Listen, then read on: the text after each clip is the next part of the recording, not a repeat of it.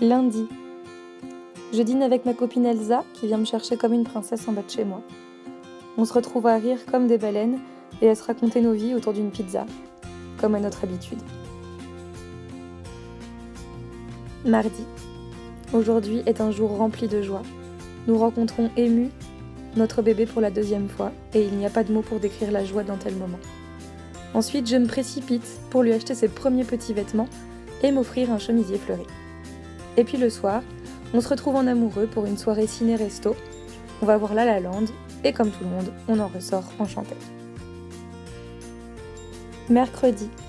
Je profite du magnifique piano à queue de chez mes parents pour déchiffrer quelques morceaux tout doux à la recherche d'une berceuse pour notre bébé. Il faut croire que c'est une bonne idée, car il se manifeste alors vivement à ce moment-là.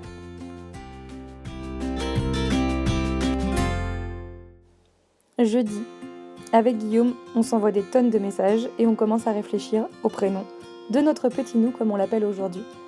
Des propositions ridicules faites pour rire aux catégoriques hors de question. Je vous le dis, on n'est pas au bout de nos peines. Vendredi. Je vais au conservatoire en voiture et je quitte le périphérique complètement embouteillé pour profiter de Paris que je ne prends plus le temps d'arpenter ces derniers temps.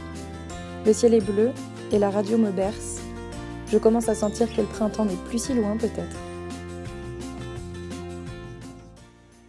Et enfin samedi et dimanche, un week-end qu'on attend depuis plusieurs mois maintenant.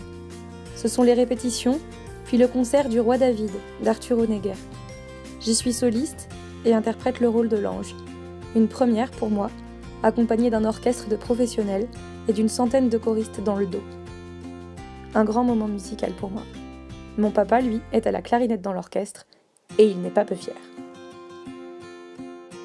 À bientôt pour de nouvelles pérégrinations.